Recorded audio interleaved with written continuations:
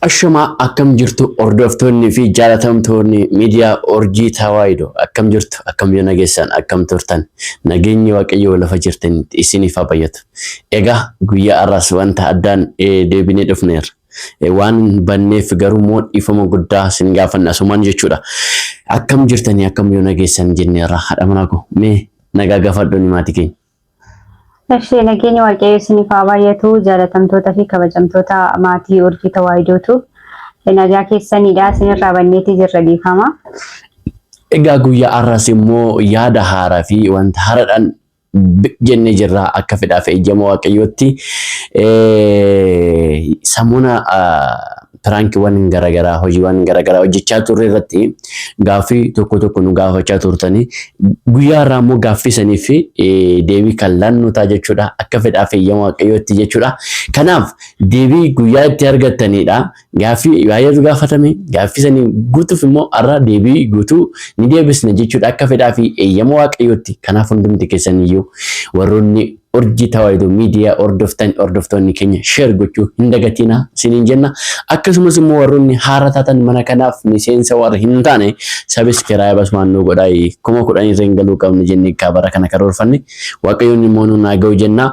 Egaa gaaffiin keenya jalqabaa ani si gaafachuu yaamure ani si gaafadhe ati immoo deebistaa jechuudha gaaffii uummata jechuudha waan fi isaan kan barreessanidha waan ta'eef. Gaaffiin keenya jalqabaa akkas jedha akka fedhaaf eeyyama waaqayyootti deebisuuf ni yaalla. Gaaffiin tokkoffaanii anis gaaffiin qaba. Gaafa walitti buutanii jaalalli waliif qabdan hirrachaa hin deemu jettee obboleettiin keenya tokko. Ni gaaffii kanaaf immoo obboleettiin koo kan haati manaa koo qalqidaan deebii isaa ni laatti jechuudha. Kallattumaan gara ishee ni dabarsa.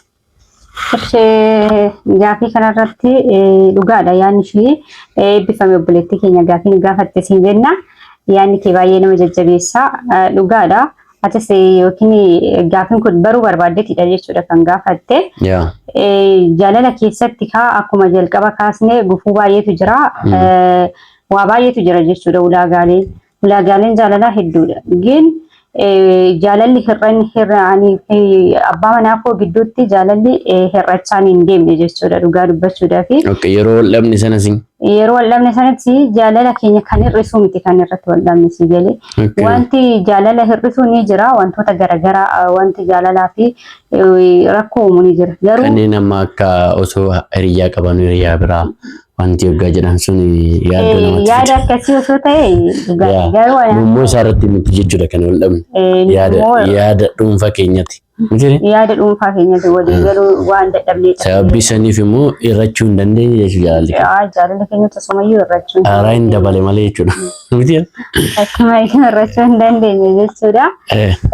Gaaffii kanarratti waa baay'eetu jira bakka jireenya keessatti waa baay'eetu jira akka jaalalli hin hir'annes kan godhu immoo abbaadhuma sana jechuudha. Akka itti qabatanitti jechuudha. Isa ta'uu ishee ta'e akka itti qabatanitti jechuudha. Nuti waa walirraa fagoo waan taaneef waa wal jaalannuudhaaf walitti buune malee sababa akkasuma addaan nu baasuu miti kan nuti walitti bu'aatee turre jechuudha. Ishee dhugumatti eebbifame. Gaaffii lama gaafatte obboleettiin keenya kuni akkasumas wal amanuun ho'i. Amma fakkeenyaaf amantaan jiraayi wal amanuun jiraayi kan jedhudha. Kanas immoo asumaan irratti dubbadhuma. Gaaffii kanarratti immoo eeyyanii namni nama ta'ee fi miti akka nama namus kan shakkamus ni jira. Akkuma bifti keenya garaagaraa gochaan keenyas garaagara ta'uu danda'a beekamaadha. Abbaan manaa koo yookiin hiriyaan koo inni duraa kun yeroo sanatti tajaajilaadha. Booda jira moo Hai, inni duraa innaan jira. Jechuun gizee gaa'eedhaan godhatiin dura. Gaa'eedhaan osoo hin godhatiin dura jechuudha. Hiriyaa jedhamu ture gizee abbaan fira nama naan jedhamu. Har'a jechuudha kan jedhamu.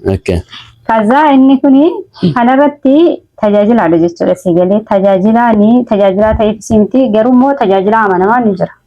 Ani waan tajaajilaa ta'eefani namni waaqayyoof ergaa amaname anaafis na amanama jedhee laphee buutuudhaan amane malee shakkeen hin beeku jechuudha gabaabinaan. Kanaafuu amanuu qabanii jechuudha moo namoonni hin jettaree maati? Amanuu hin qabdanis guutumaan guututti amanaa kufaas hin jedhu si galee. Nama jaaladhu malee nama hin jedhama. Miti? Maaliifi?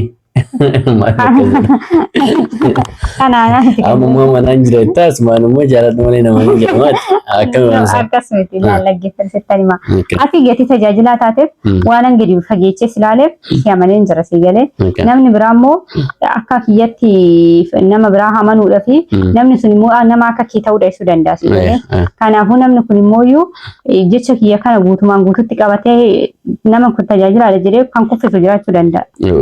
Kanaafiyyuu hin amaninaa jechuu osoo hin ta'in nama adda baafadhaadha. Bakka isteeppii isaan itti amanuu qaban jira jechuudha. Amma fakkeenyaaf qormaatanis ta'e waan garaagaraan qoranii ilaaluu danda'u jechuudha. Sana booda amanaa jechuudha. Miti malee shakkinan. Ishii dhugumatti eebbifamee waaqayyoon isaa eebbisu egaa yaada kanarratti anis yaada dabalataan qabu. Akkuma ammoo obboleettiin keenya kanaati mana koo qalqidaan kaastedha jechuudha. Maalidha? Gaafa walitti buutan jaalalli qabdan irrachaan deemuu kan jedhuu fi keezii irratti ol dhabne sana beekutu barbaachisaadha yookaas immoo wanta irratti wal lolle sana beekutu barbaachisaadha jechuudha. Wanti sun yoo namni tokko osoo hiriyaa jaalatee jiru osoo jaalallee qabee jiru kan biraa yoo chiif godhe inni sun faan baay'ee na horanyaadha bakka wanta hin danda'amne yookaan wanta gochuu hin danda'amnedha. Nama biraa jechuudha nama biraa osoo nama qabee jiru jechuudha. Suni nama shakkisisuu danda'a. Jaalalli sirachuu danda'a akkasittiin. Garuu immoo yaada garaagaraatiin guddinuma keenya irratti wantoota keenya irratti yoo haasa'an ta'e garuu kanaaf yaadni walitti bu'isaadha malee kan uumame waan biraa miti kan jaalala hir'isuu miti jechuudha. Kanaafuu akkasittiin hubadha jechuumaaf maatiiwwan waaqayyoo. Inni biraa immoo gaaffii nu gaafatan keessatti amanuu yookaas immoo nama tokko bergite osoo amanne baay'ee bareeda. Akka yaada kooti jechuudha. Yoo goddaamnes waaqayyoo namni jedheen. Dhugumaan sun jedha. Maaliif nama yoo namanne immoo yoo shakkite baay'ee ulfaataadha. Akkamittiin yoo jettee amma fakkeenyaaf nama tokko yeroo hunda nan shakka yoo ta'e shakkinni sun jaalala irraa jaalalli irratti sun immoo maal ta'a? Anis amanummaa nama sanaaf hin ta'u. Nama amanuu dadhabe sanatiyyuu anis amanummaan ta'uu nama sana. Namni sunis nan amanuu jechuudha. Kanaafiyyuu amma danda'amu wal amanuun barbaachisaadha jechuumaa fi istiraatejii yookaas immoo haala ittiin wal amananii reen isa sana sirriittiin isteeppi sana darbuu qaban jedha. Maaliif dubartoonni mala baay'ee beeku ittiin kan jaalala isaanii qabatamaa taasisuuf yaalan. Isa sana immoo sirriittiin fayyadamuu qabuun jedha isteeppi kana. Sanaan boodatti garuu osoo amananii baay'ee tokko namatti tolaan jedhaan akka yaada kootti jechuudha. Kanaafuu gaaffii kanaas maratti goolamna. Gaaffiin inni biraa immoo faarfannaa jalatti kan gaafatame gizee faarfannaa samoona kana silaas dhiisnee jirra koomiin nutti baay'ate piraangis hojii jalqabni sana dhiisne sababii maaliitiif piraangii ajaa'ibaa sana dhiistanii kan jedhudha. Yookaas immoo piraangii maaliif dhiistanii kan jedhudha. Inni kun immoo kan dhiisneef tokkoffaa hordoftootuma keenya kuman. Mitri? Amma fakkeenyaaf jabaannitu jennaan lammata immoo maalidha beektaa? Kana jechuun osoo piraankii sana sirriitti ilaalanii namoota baay'eedhaaf sheer godhanii 2-3 irratti ilaaltame yoo wanti kun jaalatamitti fuftame kanaafuu namni baay'een ilaalle ture. Nama muraasadha jechuudha. Viyuu 1,200 kan hin caalle ture ilaala jechuudha. Sababii kanaaf maal goone wanti kun uummanni miseensi keenya hordoftoonni keenya hin jaalanne jennee maal goone duwwaatti deebine dhiisne jechuudha. Sababiin biraan hin jiru dhugaa kan saniin. Sababiin biraan jiru. Sababiin inni dhiisneef inni guddaan viyuu dhabe bakka. Ilaala. Namoonni dhaggeeffatan, namoonni ilaaltan muraasa ture. YouTube keenyatu nama biraan geechisne beeku garuu rakkoo isaa mee hundumti keessan asumaani copy link nu godhaati YouTube keenya nama hunda biraa akka ga'utti share godhaati yoo deebi'aa jettani yaa deebi'aan isoo jedhani comment irratti nama barreessan jechuudha. Yaada akkasiitiin deebi'aa isin hordofnaa jedhani yoo ta'e step itti fufuun jechuudha takkataa ta'e jechuudha yookaan immoo itti fufiinsa kan qabuun inni dhufna jechuudha akka fedhaa fayyama waaqayyotti jechuudha miti. Kanaafuu asirratti yaada qabdu jiraattee sitti ka'eeti gaaffii keenya kanatti xumura jechuudha. Eshi yaada adda ta'e qabu kan gaafatamne deebisuudhaaf yaallee jirra jechuudha. Yaanni ani qabu miidiyaa keenya kana nuuf guddisaadha. Akka nuti sinu jabeessati akka nuti jabaannee hojjannee hojjennu nu taasisaadha. Isinis waa irraa barattu nunis immoo ni hojjenna jechuudha. Waan beeknurraa walumarraa babbarachaa miidiyaa keenya kana immoo guguddifachaa deemna. Kanaaf miseensonni keenya jaalattoonni keenya hundumti keessanuu warri maatiin taanes maatii taatoo akkasuma goddanyoota keessaniif sheerii taasisaa ta'u ittiin bu'aaraa isiniin jechuun dhaamsa kooti galatooma. Garuu ani gaddi baay'ee beektaa? Maal?